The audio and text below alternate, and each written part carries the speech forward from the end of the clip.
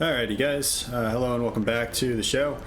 So we're doing another Supreme Commander Science. I think that's what I'm going to try and call the series, where we'll test different unit matchups, resources, things like that across the game. So this is going to be a follow-up on the last one that I did, which was about adjacency bonuses. And the reason why I'm doing a follow-up is because I got a comment on the video, and it was pretty long. There were several paragraphs detailing how the commenter didn't think that I used the appropriate method to kind of test out adjacency bonus. And as I was reading through this, I was like, you know what? He's right. Because the last time I was using it based on time. So I was setting up a build queue that a factory had to get through. And I was timing how long it would take for it to get through said build queue, and how long with adjacency bonus to power generators and without adjacency bonus to power generators. So I'm gonna do it very differently today. So instead of setting it up with a time-based thing, we're gonna do this based on units, because adjacency bonus, the whole idea is to save your energy or save you mass from the production of your factories. So it's still going to be time-based. We're going to do this for each test is going to be for 10 minutes long. We're going to test how many interceptors these air factories, T1 air factories, can crank out with adjacency bonus of 12 power generators and without adjacency bonus of 12 power generators. And I think that should also give us a pretty good indication of whether or not adjacency bonus leads to an appreciable impact in 10 minutes. The reason why I'm picking 10 minutes is because a lot of ladder matches, I believe, are decided within the first 10 minutes. And so whenever you're using this, I'm putting this in the scenario of a 1v1, where you're going to be playing a ladder match against somebody else. A lot of those ladder matches, unless they are on large maps, are often decided. The game may not end within 10 minutes, but usually one player will have a significant upper hand within 10 minutes, at least at the skill level that I'm playing at. Sure, there are definitely exceptions. I'm just saying from my experience, and I've been all the way from negative 400 to 800 in the last year or so. And it seems like pretty much every single time the match is decided at a given point in time. Okay, so power's almost drained. One thing that is going to change, or stay the same with this one, is we are still going to make energy the limiting resource. That way we can control for it and have adjacency be the only influencing factor. The other thing I do want to mention is that this is a little bit more of a sterile test, right? Normally a player would be modifying their energy outcome or energy input, so they would normally be adding additional power generators if they were power stalling like this, or at least they should be. This time, like I said, we're just testing purely for one variable, so I'm trying to remove all other variables like player input, unit production, build power, things like that out of it. So, okay, let's go ahead and get into it. We're at 0 energy, so I'm gonna go ahead and cancel this, set a rally point up there. And these guys will start making interceptors on repeat. We'll go ahead and start the clock whenever the timer or the energy count reaches 0. And I will be back with you guys in about 10 minutes. Well, I mean, to you guys, it'll look like a few seconds, but to me, it'll be 10 minutes. And I'll see you guys later.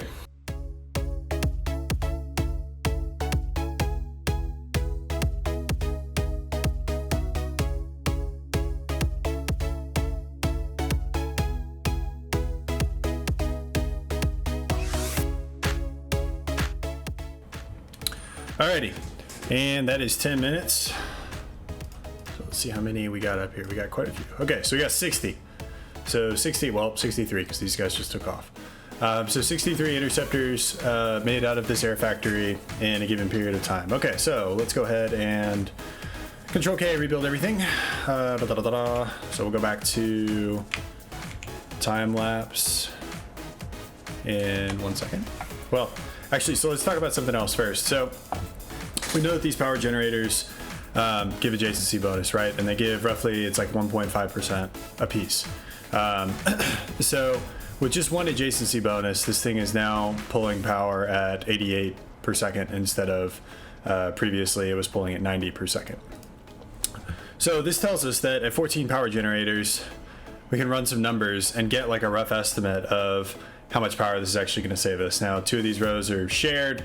And then this, so everybody is going to be benefiting, well, except for this guy, from 2 rows of T1 power generators. This guy's only going to be benefiting from 1 row. So if these things save 2 power apiece, and there's 2, 3, 4, there's 8 for each one, so 16 power for this guy, 16 power for this guy. So running some real rough math. Actually, you know what? Hang on. While this is building, I'm going to time lapse this again while I go figure out what the numbers will actually be, how much we should actually be saving. So back in a second. Okay, and we're back. So this should roughly be saving 24,000 power. So now an interceptor costs, remind myself, 2,250. So 24,000 power is saved. So 2,250. So this should give us about 10 extra interceptors. So we will see whether this actually turns into 10 extra interceptors. I believe, though, that because this is going to be saving us 40 power with 12 power generators, we are going to have to build in, loop in our land factory here to make sure that we stay below a 0 power threshold. We will see, though,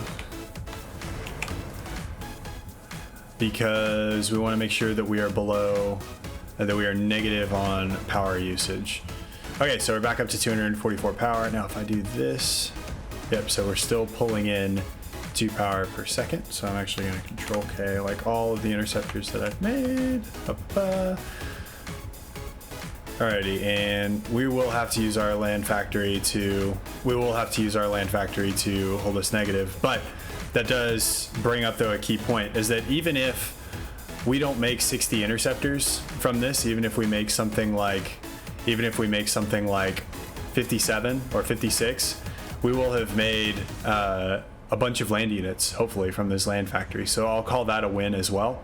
So that's also going to be taken into account whenever we actually start the test. So as soon as we get down to 0 power, we will go ahead and reset the stopwatch and go ahead and run this test again.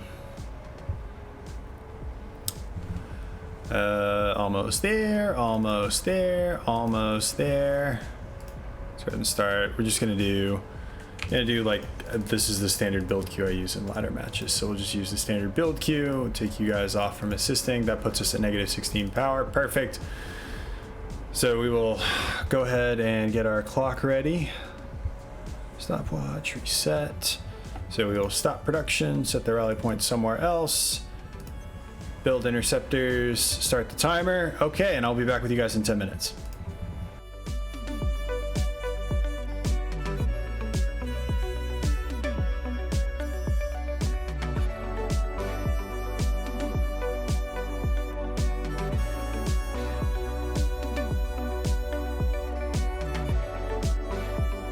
Alrighty, we got 10 seconds left. Let's see how we're looking. Oh man.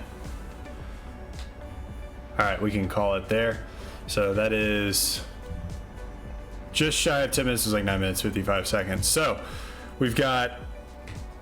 we increased our interceptor count by 3. So increased by 5%. While cranking out 24 tanks, 4 anti-aircraft, and 8 light artillery. Okay, so in the last video, I came to the conclusion that adjacency bonus was not going to help your timing upgrading to T2, which in my mind at the time was a very practical measurement of what adjacency bonus would do. Because ultimately, like, the reason why you are doing adjacency bonus, at least in my mind at the time, was you were doing it so that you can spend those resources elsewhere on upgrading to tier 2 or something like that, upgrading a mix, I don't know, something. And this... So this is a different test, testing to just see, okay, what is like the overall unit count going to do whenever we actually take out this, whenever we actually allow for adjacency bonus to do its deal. And I think that this is a much more compelling argument. So, I really appreciate to the guy who commented, and I think I should have put the comments up on the screen at the beginning. If I didn't, I'll put it up now, for writing this breakdown and kind of telling me, or I guess schooling me like in what adjacency bonus is used for, because I completely got it wrong apparently on the first video, and I think this video proves that pretty conclusively. So this is going to be a first video. I'm going to do a lot of other videos. Thank you so much if you're new to the channel. Lots of new people have been joining the channel over the last 5 days or so, something like that. So stuff to look out for coming up. Look out for a new cast that I'm going to be doing, as well as another kind of Supreme Commander Science video. I've been trying to do this one for a long time, but I've had some limitations in the Supreme Commander engine that I've had to figure out a way around. I think I finally figured out a way around it, so I'll be able to deliver that video to you guys. So keep an eye out for those. Best way to do that is subscribe to the channel, click the little bell icon. You know the drill. You guys aren't brand new to YouTube, but until then, I'll see you guys next time. Peace.